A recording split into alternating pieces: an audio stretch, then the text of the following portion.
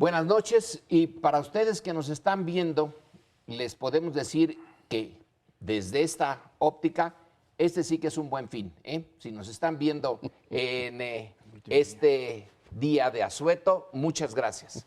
Bueno, miren lo que son las cosas.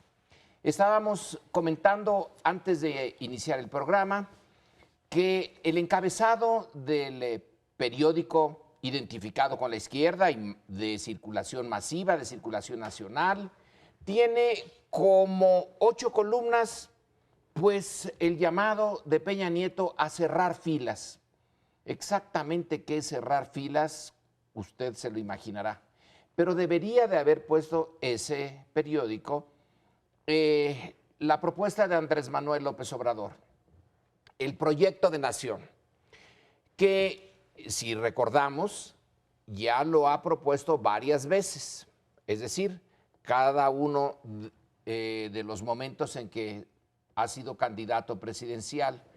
Es un proyecto básicamente para aminorar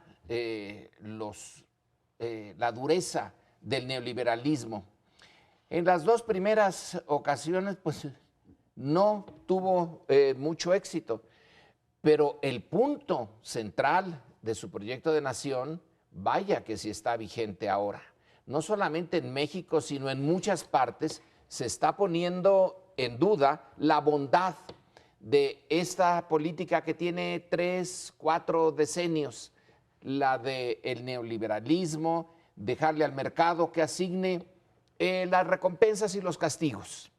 Bueno, este cuarto proyecto lo vamos a discutir aquí y nos pareció interesante, nos pareció a la mesa en un principio, esto de señalar por parte de Andrés Manuel López Obrador que las grandes reformas que se hicieron en este sexenio no necesariamente las va a eliminar en cuanto llegue, sino que las pondrá a consideración de nosotros, de los ciudadanos. Bueno, con esto arrancamos. Pues yo creo que es muy interesante el punto 4 y se da efectivamente en una secuencia de señales, como digamos en ruta hacia un centro, en búsqueda de una conciliación. La forma en que frasea efectivamente el punto 4 es esa reforma, se refiere a la educativa, a la energética, en fin, el conjunto de reformas del Pacto por México, que fueron hijas de una imposición, no las vamos a revertir, dice él, por una oposición, sino con habilidad dice, vamos a preguntarle a la gente y a ver qué dice la gente. ¿Qué es lo que se va a hacer o cómo se le va a preguntar a la gente? Pues ya tendrá, si es electo presidente, 6 años para decir que, bueno, pues los mecanismos le dijeron tal o cual cosa. Con lo cual esta idea de una confrontación, que es muy importante, de entrada en el ámbito educativo o en el ámbito energético, recordar que en unas semanas más va a licitarse un, digamos, bloque importante de negocios de petróleos mexicanos, las aguas profundas, y una de las inquietudes que había el riesgo político, es decir, tendrá efectivamente los inversionistas incentivo de arriesgar su dinero cuando tienes a la vuelta de la esquina unas elecciones donde un candidato te dice que va a revertir esta reforma, pues sí te creaba un clima así como de incertidumbre. Creo que en este caso lanza una especie de té de valeriana para que los mercados digan, a ver, este señor no va a entrar y va a reformar absolutamente todo esto. Bueno, hay otras cuestiones interesantes en el programa, algunos son temas que a lo largo de la historia él ha tomado, como la lucha contra la corrupción, un Estado mucho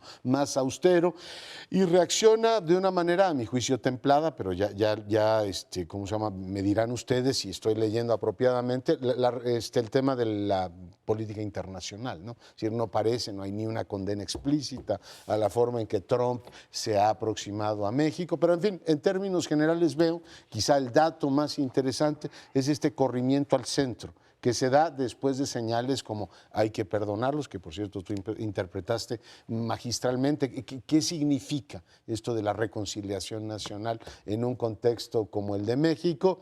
Y bueno, creo que es el dato más interesante de este fin de semana. Pues hay también otras señales de que la competencia por el 2018 ya está desencadenada. Creo que el único candidato que no tiene problemas en su partido es Andrés Manuel López Obrador. Los demás todavía están forcejeando, no sabemos bien a bien cuál vaya a ser. sí va quedando claro que una opción independiente no tiene grandes posibilidades para el 2018 en la presidencia, tal vez en otros niveles. Y ya que hablaste de la portada del principal diario de izquierda, Lorenzo, no deja de causar curiosidad el que el día de hoy Televisa inicie, el Canal de las Estrellas, una telenovela que lleva como título La Candidata. Vamos, quiere esto decir que mete en el escenario la posibilidad de que la única precandidata visible al día de hoy pueda optar por el cargo. Realmente no lo sabemos porque son en este momento acomodos en los cuales el que ya parece estarse definiendo claramente, y coincido con tu lectura, con la lectura de ambos, es Andrés Manuel López Obrador, que ante la incertidumbre se mueve un poco hacia el centro, o se mueve hacia el centro y se posiciona para decir, ahora sí ya voy. No faltaron las pullas tradicionales de la mafia del poder, de que no nos van a derrotar en esta ocasión, pero en todo caso la parte central es ese corrimiento, es decir, no se preocupen tanto, mi propuesta no solo es viable, sino que es razonable. Bueno, yo creo que de estos 50 puntos que planteó López Obrador, pues la repetición de la mayor parte es patente. Muchos los planteó desde el 2006, 2012 los repitió, y en 2012 hubo una inflexión en donde se mostró no aguerrido, sino amoroso, diciendo que todos eran,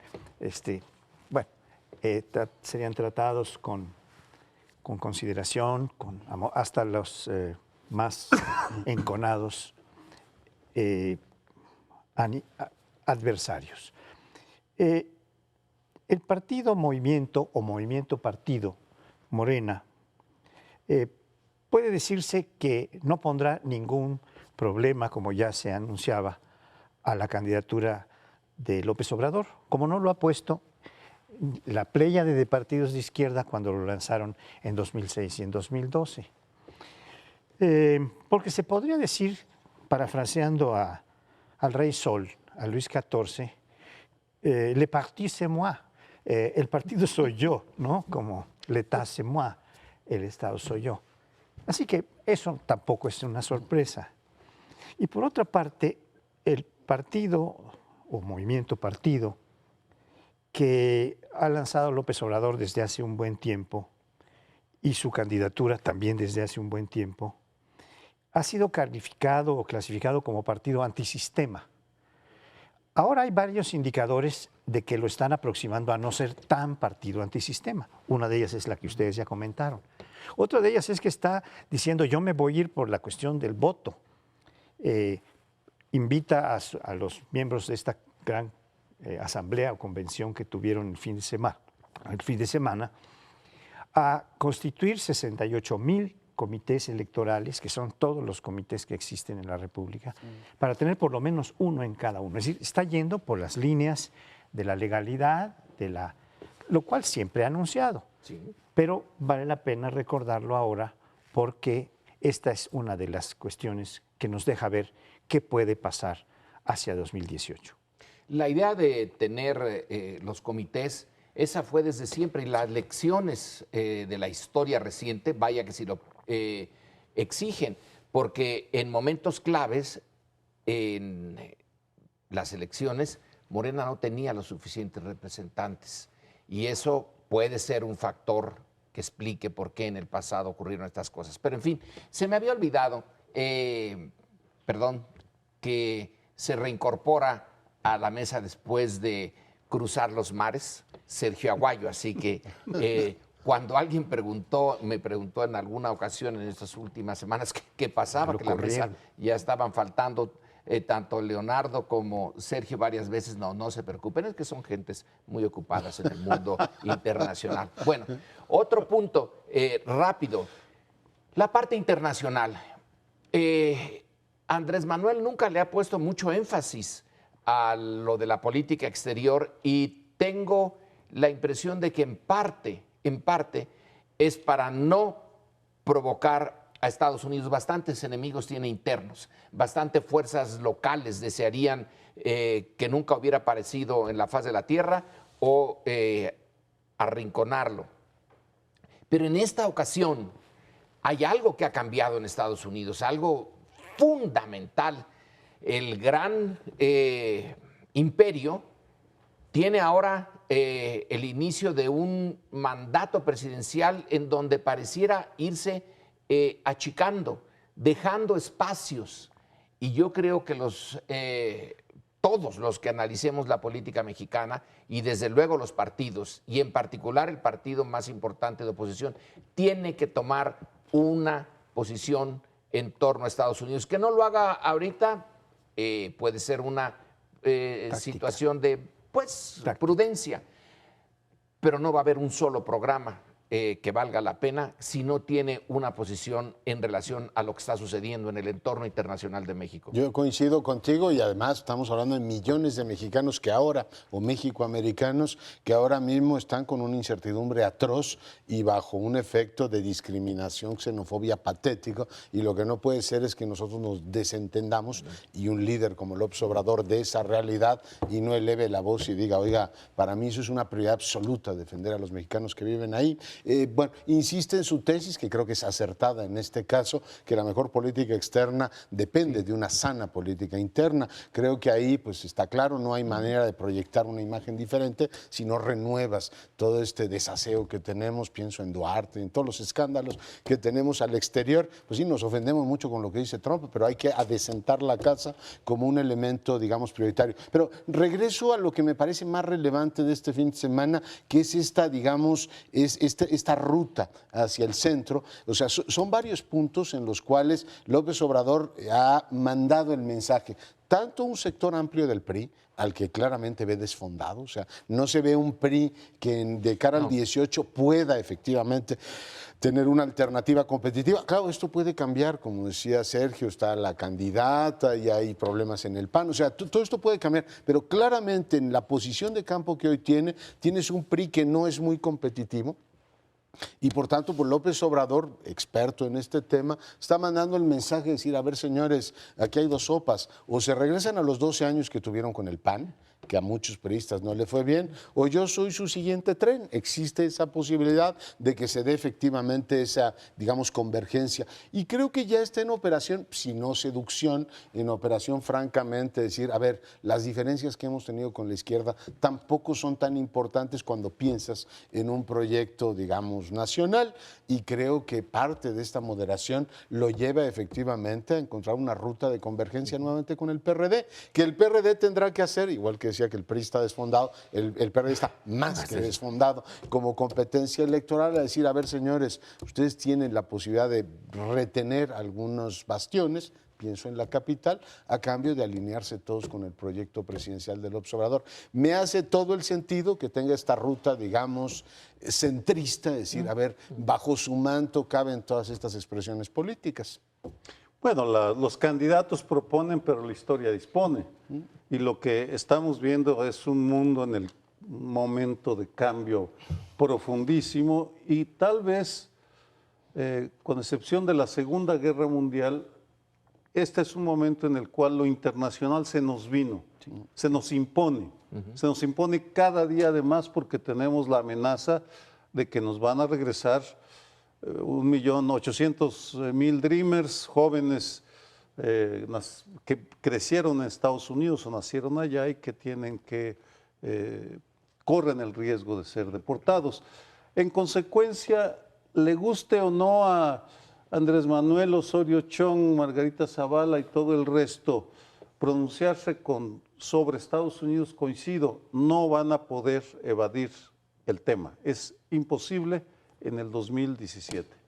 Bueno, da para más, pero tenemos que ir a un corte. Espérenos, en unos minutos volvemos.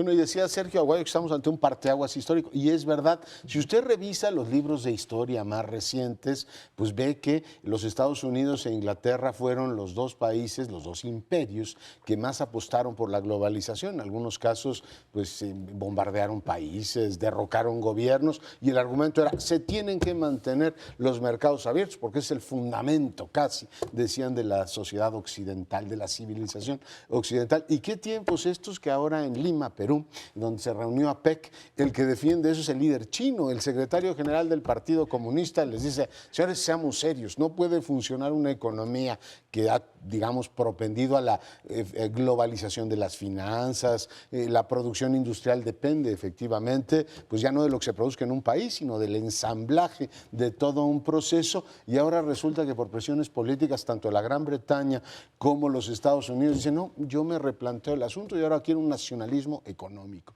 Hace unos días decía Trump, creo que fue un bluff, mucho más que una realidad, que había convencido a su amigo, el dirigente de Ford, de no mover la fábrica de los Lincoln, es decir, de Luisiana o de Kentucky, y no traerla a México, ¿no? Es decir, esta idea de yo quiero que la producción industrial esté, digamos, territorialmente localizada, una idea así como muy soberanista de la economía.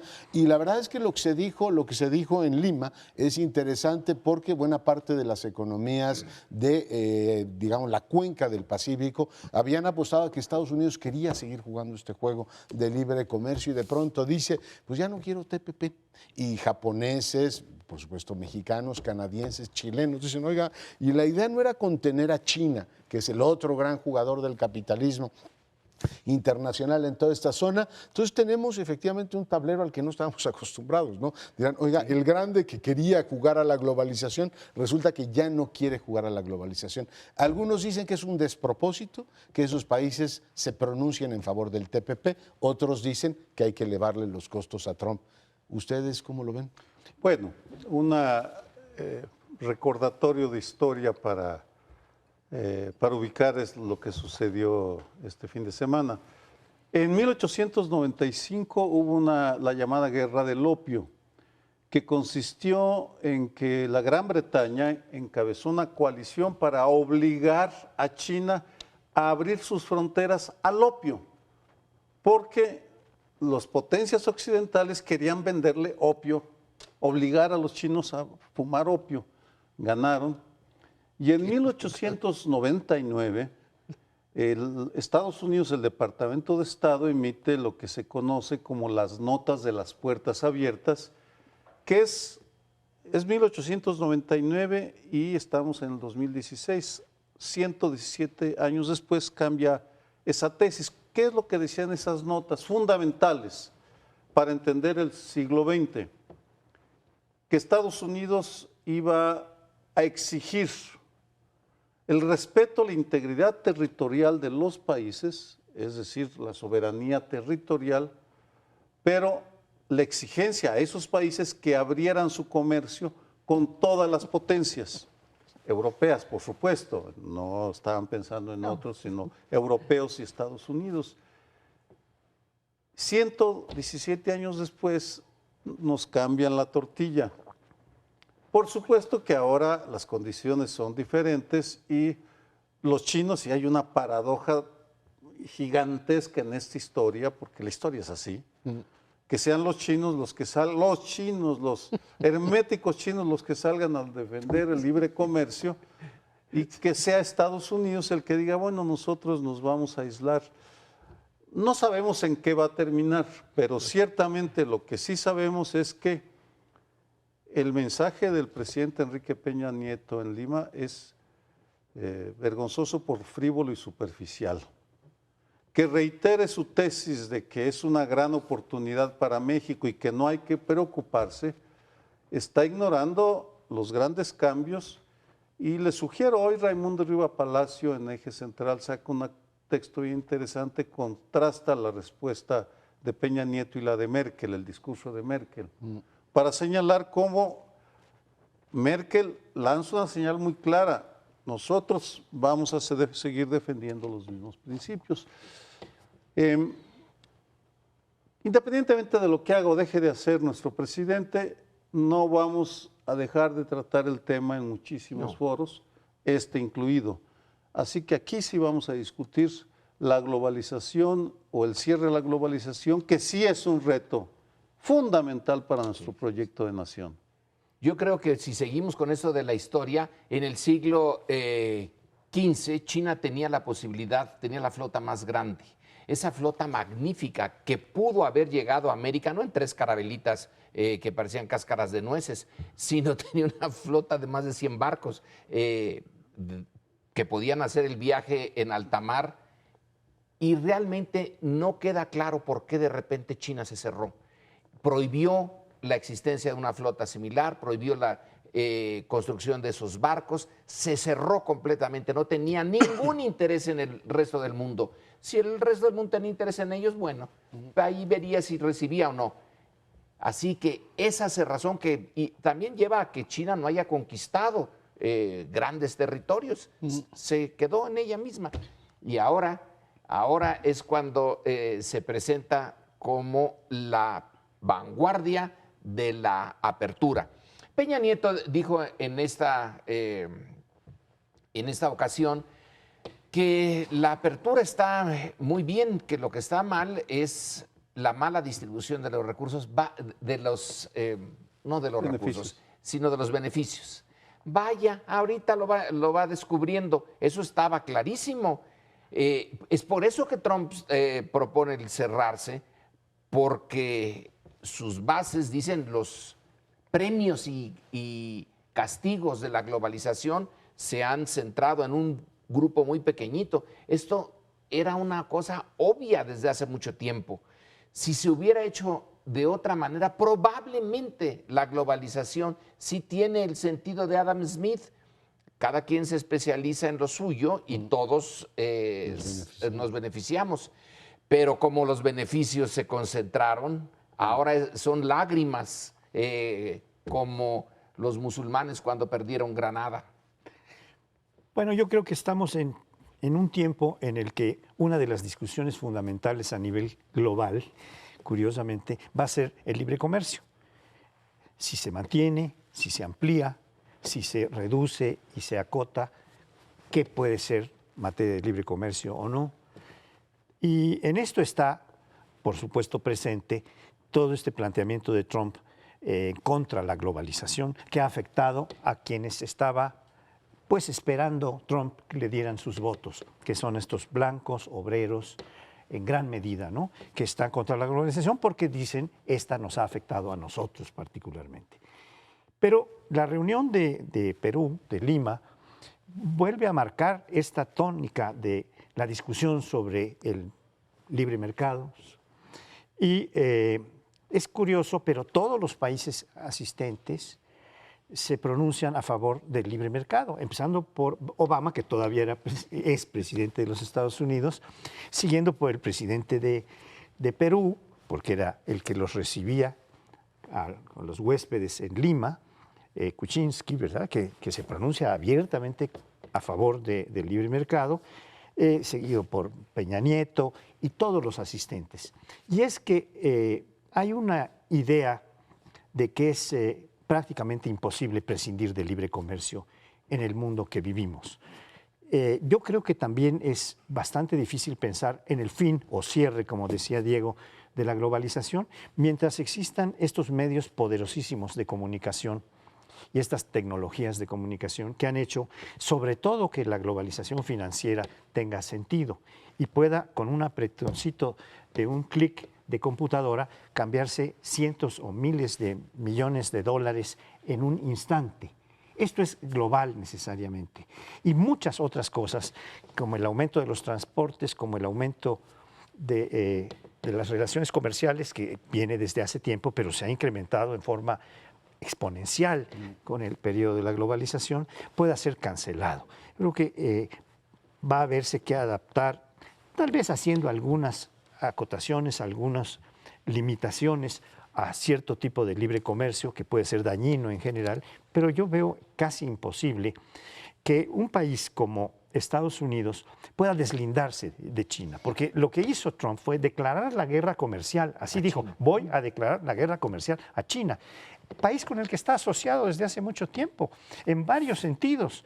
Le debe a China, Estados Unidos, más de 500.000 millones de dólares. No sería pagable la deuda con China. ¿Cómo se van a deslindar de esto? No es posible. Es un despropósito, pero es muy interesante, digamos, el planteamiento que tenemos, más allá de las cuestiones económicas, y es verdad que no puedes de la noche a la mañana decir, habremos construido una globalización financiera e industrial, o sea, la producción depende de muchos talleres, digamos, dispersos en todo el mundo, pero el gran tema es el asunto estratégico, es el liderazgo de los Estados Unidos está en un severo problema porque ellos defendieron eso durante años, lo consideraron parte de su proyecto esencial de relación con el mundo, mercados abiertos. América Latina nos recetaron los regímenes de seguridad nacional, entre otras cosas, diciendo, si cierra usted el mercado y tiene políticas nacionalistas, entonces yo lo derrumbo porque me siento menos seguro. Es decir, es un cambio brutal y es un cambio a lo mejor de época. Tú citabas el caso de la flota china,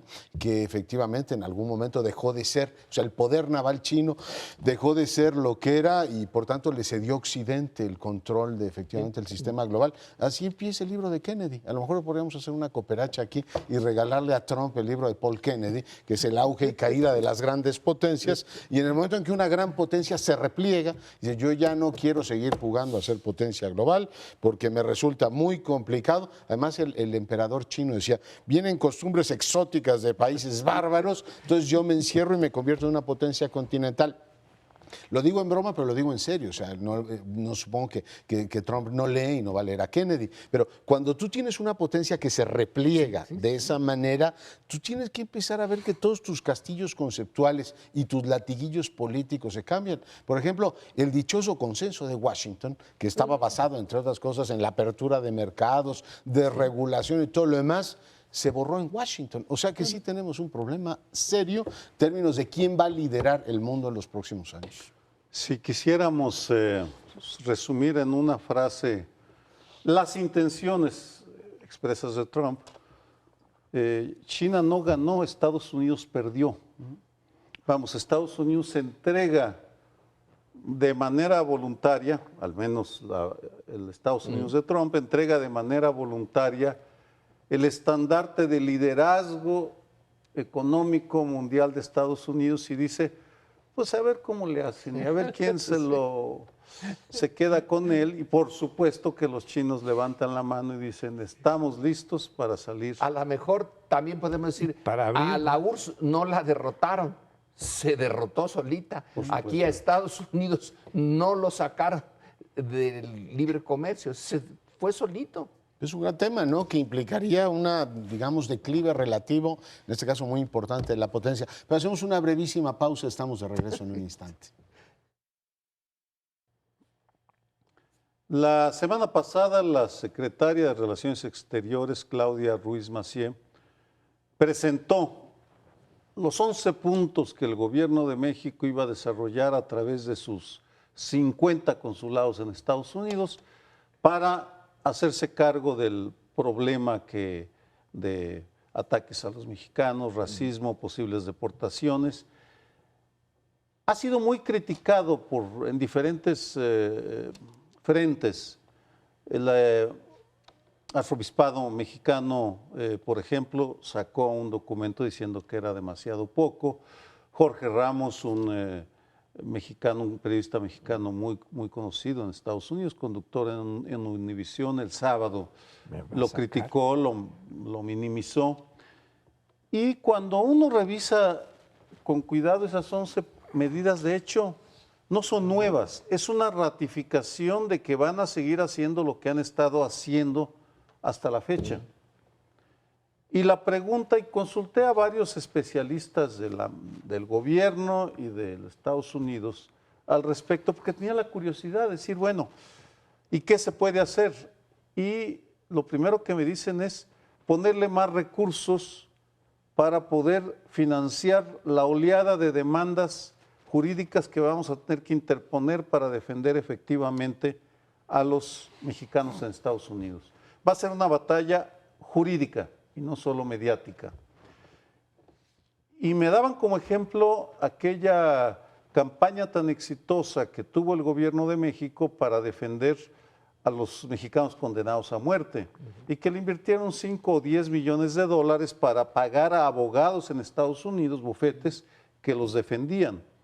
Ese es un ejemplo que me daban. Otro, el gobierno de México no debe solo decir que va a coadyuvar con ONGs y centros de derechos humanos, sino que tiene que armar programas con ellos y con las ciudades que se han declarado en rebeldía en contra de Trump. Es decir, el gobierno de México debería ya estar discutiendo con Los Ángeles, Chicago, Nueva York, entre otras ciudades, cómo se van a coordinar para proteger por razones humanitarias a la población que puede verse afectada. Todo esto supone, por supuesto, un activismo que el gobierno de Enrique Peña Nieto no parece estar dispuesto a asumir porque en su lógica él es, y me lo dicen gente que está cerca de ese mundo, él cree que es amigo de Donald Trump. Él está viendo lo que está sucediendo desde la lógica de un mexiquense educado en la cultura política de Atlacomulco. Bueno, ¿qué puede hacer México? ¿Qué puede hacer realmente? Dices tú, poner dinero cuando empiecen los juicios, que es justamente lo que no tenemos ahora.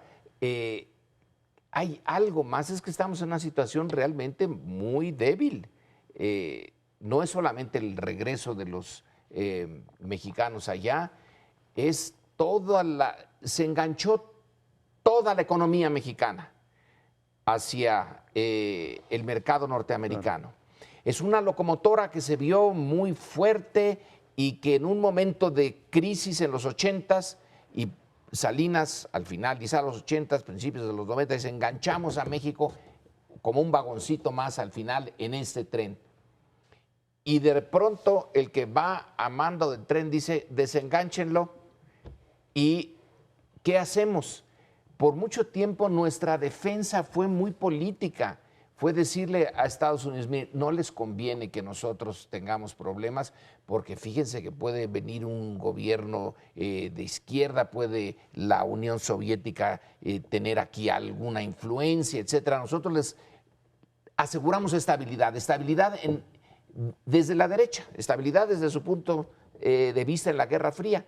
Se nos fue la Guerra Fría, ahora vamos a empezar a pagar el costo de que no exista esta guerra, porque el presidente Trump dice ahora, no tengo ningún interés nacional en que México prospere o se vaya al cuerno, eso es su problema. Yo tengo otros problemas y ese no incluye lo que era un asunto interméstico, que era la estabilidad mexicana. Ahora nos dice, les mando los millones, y si eso los hunde, me da más o menos igual. No, es que realmente nos quedamos... ¿Qué podemos hacer de sustantivo? Yo creo que hay 4, digamos, elementos que ahora mismo se convierten en prioridades, no solo para el gobierno, sino para el país en su conjunto. De eso hablábamos de las fuerzas políticas. Creo que la reflexión debe ser mucho más amplia. La primera, Sergio hablaba de la ciudad, sí, Ralph Emanuel y varios alcaldes dijeron, nosotros vamos a hacer santuario, pero no solo ellos, las universidades también dijeron, nosotros no vamos a permitir que actos xenofóbicos, una actitud hostil, que ya se está detectando en los Estados Unidos, porque hay que ver los que viven allá, lo que están sufriendo. Nosotros vemos a Trump a la distancia y podemos suponer que el señor es cacofónico y patético, pero allá están viviendo todo eso, en las comunidades ya se siente esa presión. Por tanto, en estos momentos estar lo más cerca posible de esas comunidades, creo que es absolutamente fundamental, y a partir de ahí sí innovar en la relación que tenemos con la diáspora. Se ha dicho por activa y pasiva y media en los últimos años que tú no puedes basar tu relación solamente en cuestiones comerciales. Si eres un país binacional como lo es México, no tienes más remedio que reconocer que cuando tienes millones de personas viviendo en aquel país, algunos de primera generación, otros todavía mexicanos, muchos con los 2 pasaportes, y otros que son hijos y nietos de mexicanos, necesitas una política mucho más seria de diálogo constante con ellos y un diálogo creativo.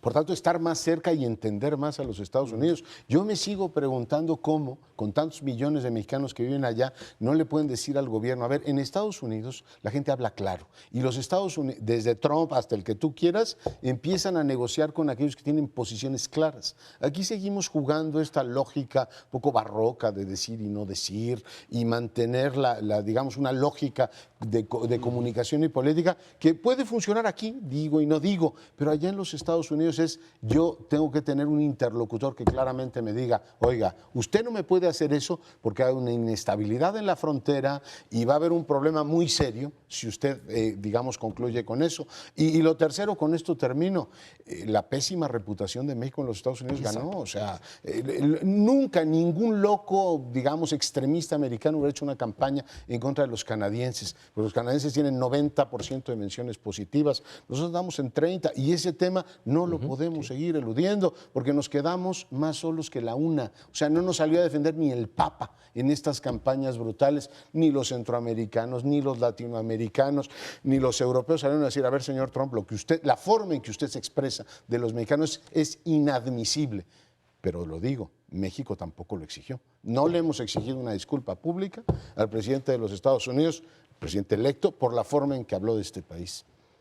Bueno, yo creo que esta pregunta que se hacían de cuál puede ser la forma mejor de proteger a los mexicanos en los Estados Unidos, tendría que ser, si es cierto que esta va a ser una batalla jurídica en gran medida, pues tomar la táctica de la defensa personal, del jiu-jitsu, del judo, que ante el impulso de un cierto tipo, en lugar de contestar confrontando, se jale al que está agrediendo y se lo tire hacia atrás. ¿Cómo hace Putin política internacional? Claro, porque según algunos datos que estuve viendo hoy en la mañana, no recuerdo si están publicados en The New York Times o en El País, realmente queda uno confundido después de ver varias, era que el número de indocumentados era latinos era de aproximadamente 11 millones, de los cuales un poco más de 500,000, 520,000 tenían antecedentes penales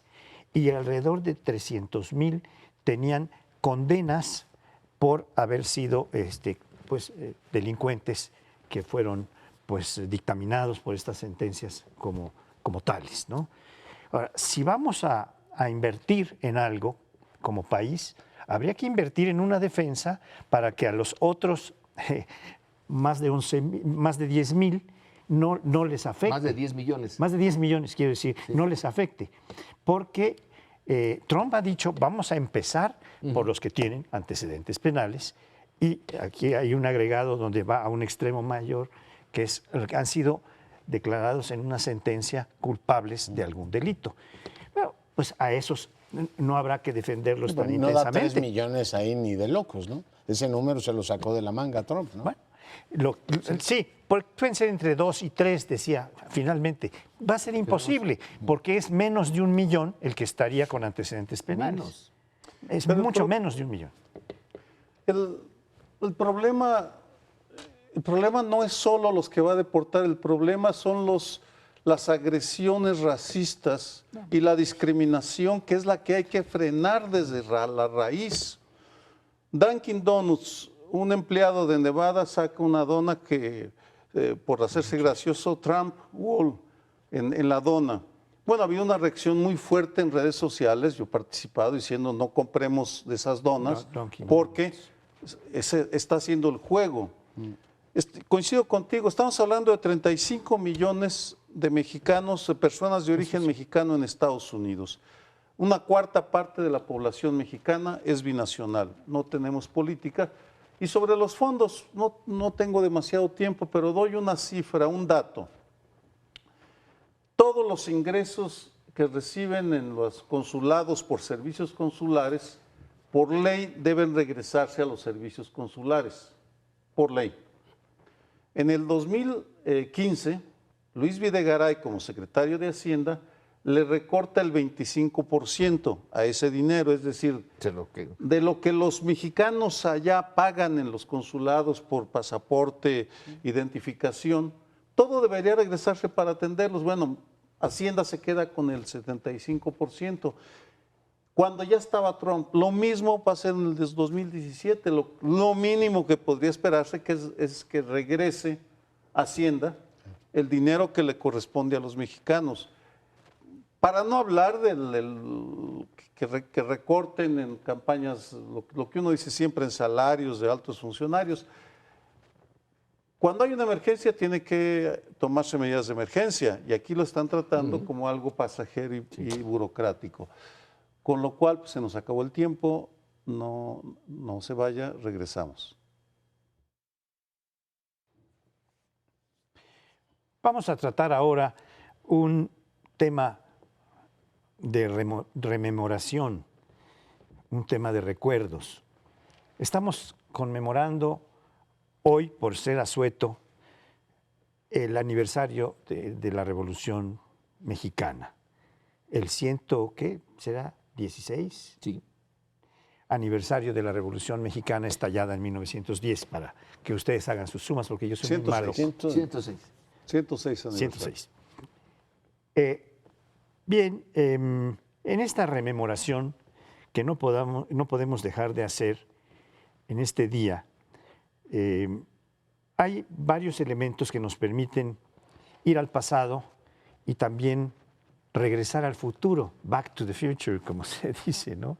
Uno de ellos es que el discurso que estuvo a cargo del secretario de Marina el día de ayer, en la conmemoración del 20 de noviembre, don Francisco Soberón, Vidal Soberón. Sí, Francisco Vidal Soberón, decía que ni la Marina ni el Ejército están hechos para combatir la inseguridad nacional o para hacer una política de apoyo a la seguridad pública, ¿no? Sino que entonces estaban requiriendo pues de una ley que amparara, que respaldara su actividad, porque no está prevista para ellos en la legislación mexicana, empezando por la Constitución, como tarea la de participar en el combate al crimen organizado, de tal manera que esto es un regreso a una legislación que ha sido obsoleta porque en la práctica, en la última decena de años, es el Ejército y la Marina los que se han encargado de esto. Y están pidiendo protección para ello, porque algunos de sus soldados, de sus oficiales, pues han incurrido en responsabilidades porque no tienen una ley que los proteja. De todas maneras, lo vamos a seguir haciendo, dijo el secretario de Marina. Mientras el presidente nos lo pida, que es nuestro comandante en jefe, mientras nos lo pida el pueblo de México, allí estaremos cumpliendo estas tareas. Pero, ¿qué tiene que ver esta Marina y este Ejército con la Revolución Mexicana? Son los emergidos cuerpos armados que vienen de la Revolución Mexicana o son cuerpos totalmente nuevos, ya entrenados y con una ideología muy distinta a la que surgieron los ejércitos y la Marina después del movimiento armado de 1910 y su éxito final hacia el 15-16. ¿Cuál sería la pregunta que debemos hacernos en términos de qué queda de la Revolución Mexicana? Los ejércitos aparentemente no lo son.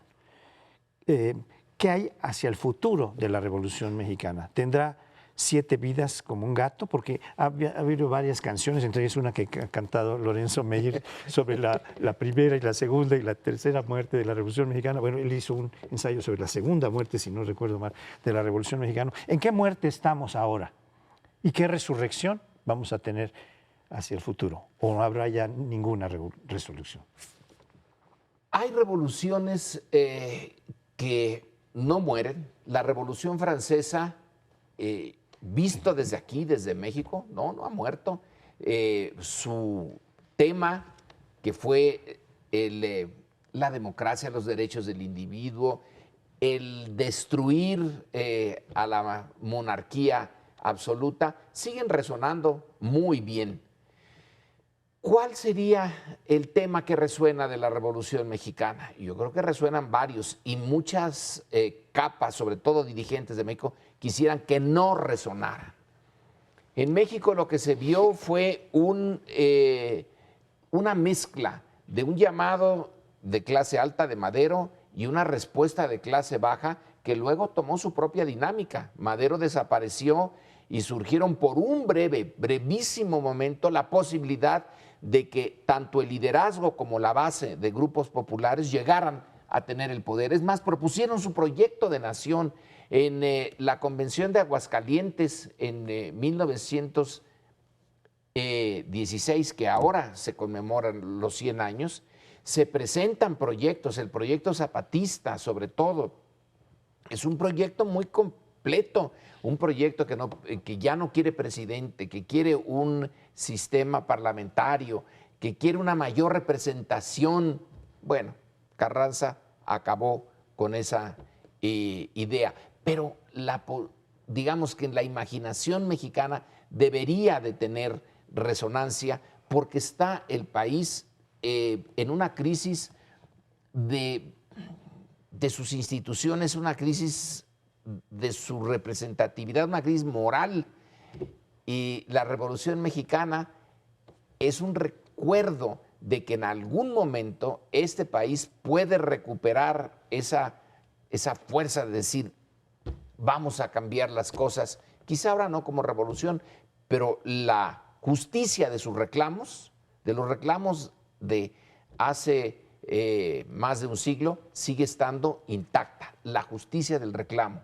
El resultado no. Yo creo, sin embargo, que la idea de la revolución es un discurso que moviliza muy poco. De hecho, es una celebración con muy poco énfasis. Una buena parte del discurso gira sobre los asuntos de seguridad pública y el papel de los militares y marinos en todo ello. Y lo que, en fin, la idea que yo he venido, digamos, planteándome a lo largo de estos años es que a lo mejor haríamos bien en enterrar la revolución. Es decir, a ver, ya, esa fue la revolución del siglo XX y nos quedaron 3 pendientes. Que una nueva revolución o una nueva idea debe efectivamente plantearse. O sea, ya no suspirar por ese pasado que fue, sino por un futuro que tendría que ser y que la revolución no nos dio. Yo veo que del legado de la revolución lo único que queda así como vigente y potente es esta idea del constitucionalismo social, muy presente en el debate de la constitución de la capital, pero es otro tema. ¿Cuáles son los 3 pendientes de la Revolución Mexicana que nunca se lograron resolver? Que fuera genuinamente democrática, nunca lo fue,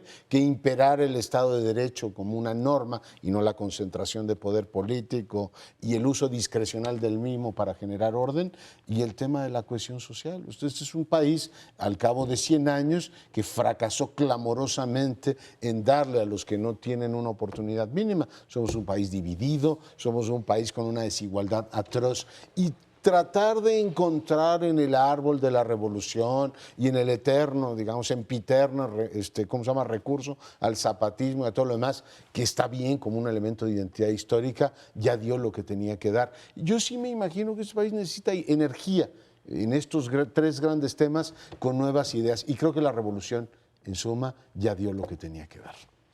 Habría otros 2 grandes temas que se desprenden de la revolución y que no mencionaste. La laicidad, que estuvo presente como la gran ruptura, la ruptura definitiva entre Iglesia y Estado.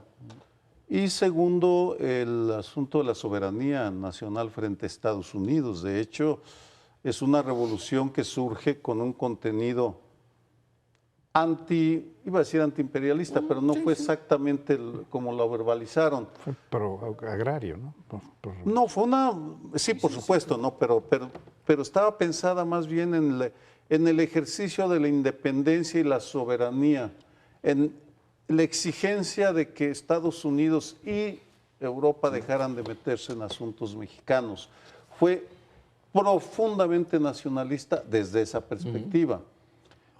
Y aquí creo que la pregunta para la cual que se desliza de manera inevitable, ¿y en qué momento murió y quién la sepultó? Y si no va a resucitar. ¿Por qué ya nadie trocamos la Revolución Mexicana por el Buen Fin? Lo cual... Sí. Estamos terminando. Eso podría ser un buen fin de la revolución. No, en fin, no, bueno, es para vender. Pero no deja de ser llamativo que antes, yo recuerdo cuando crecí, había 2 grandes desfiles, el militar El Deportivo. 15, 16 de septiembre. Y el Deportivo, Y el Deportivo. el 20 de El noviembre. de 20 de noviembre, yo desfilé en el segundo, en el Deportivo, alguna vez. Pero en todo caso eran eventos que convocaban a la población y que se vivían. Y ahora lo que nos convoca esta celebración, pues es algunos, es salir corriendo a los centros comerciales a endeudarse sin pagar intereses por la adquisición de bienes suntuarios. Es decir, Bueno. la victoria del neoliberalismo en su máxima expresión.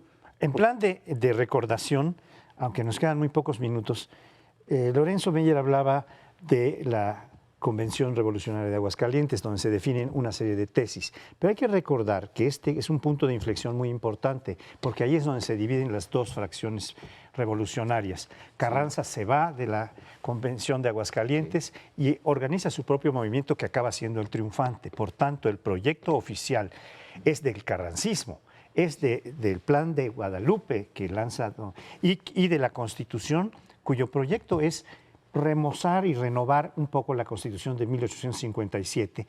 Así lo presenta Carranza. Por eso vale la pena el proyecto rememorarse. que perdió, Sí. recordarlo. Porque allí en el constituyente hubo gentes como Jara, como Mújica, etcétera, que lanzaron un proyecto popular distinto del de Carranza. Pero basta de recordaciones. Nos vemos la semana entrante en Primer Plano.